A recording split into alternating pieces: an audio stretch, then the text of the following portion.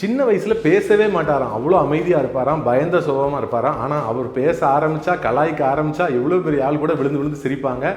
அப்படி ஒரு நகைச்சுவை நடிகராக தமிழ் சினிமாவில் 750 படங்களுக்கு மேலே நடித்தவர் ஒருவர். அவரை சொன்னால் ஆச்சரியமாக இருக்கும். அவர் பெயர் மிஸ்டர் பெல். மிஸ்டர் பெல்லா யார் அப்படின்னு கேட்டிங்கன்னா, அவரை நண்பர்கள்லாம் செல்லமாக மிஸ்டர் பெல்னு கூப்பிடுவாங்க. அவருடைய பெயர் சுப்பிரமணி. சுப்பிரமணி தான் அவருடைய பெயர்.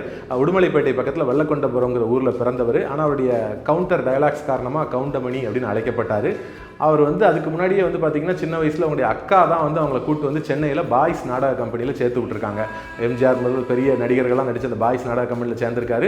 அங்கே தான் நடிப்பு கற்றுக்கிட்டு அப்படியே ஸ்டெப் ஸ்டெப்பாக ராமன் எத்தனை ராமனடி, சர்வர் சுந்தரம், அப்புறமா அன்னக்கிளி, இந்த படத்தெல்லாம் யாருனே தெரியாமல் கூட்டத்தில் ஒருத்தராக நடிச்சிட்டு இருந்திருக்காரு. அதுக்கப்புறம் பாரதி ராஜா அவரை 16 வயதில் ஒரு அடையாளம் காட்டினதுக்கப்புறம் தான் மிகப்பெரிய நடிகராக மாறினார். கவுண்டமணி அவர்கள் பார்த்திங்கன்னா எப்போவுமே அவருடைய நண்பர்கள் எல்லாருமே பட்டப்பெயர் வலிச்சு தான் கூப்பிடுவாராம். ஆனால் ரொம்ப கஷ்டப்படுத்தாதுன்னு சொல்கிறாங்க. அதே ஹாலிவுட் படங்களை விரும்பி பார்க்கக்கூடியவர். படிப்பு கொஞ்சம் கம்மியாக தான் படிச்சிருக்காரு, ஆனால் அறிவு ரொம்ப அதிகம். குறிப்பாக ரஜினிஸோட கொள்கைகள் ஈர்க்கப்பட்டு நிறைய விஷயங்களை பேசுவார் அப்படின்னு சொல்லுவாங்க. கவுண்டமணி அண்ட் செந்தில் 2 பேரும் சேர்ந்து நடித்தது மட்டும் 450 படங்களாம். இது வரைக்கும் உலகத்தில் இப்படி ஒரு ஜோடியாக யாரும் நடித்ததே கிடையாதுன்னு சொல்கிறாங்க.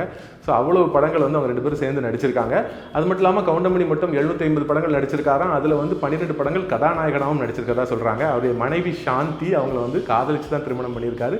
2 பெண் உண்டாம், செல்வி, சுமித்ரான். அதில் முதல் பெண் கல்யாணம் செல்வி. கல்யாணத்தப்ப தான் அவருக்கு இன்னொரு பொண்ணு இருக்குன்னே திரையுலகத்தில் எல்லாருக்கும் மற்ற எல்லாருக்கும் தெரியும். ஏன்னா அந்த அளவுக்கு அவர் மீடியா வெளிச்சத்தை விட்டு ஒதுங்கியே இருந்திருக்காரு. சினிமாவில் அவருக்கு 3 ஃப்ரெண்ட்ஸ் தானா.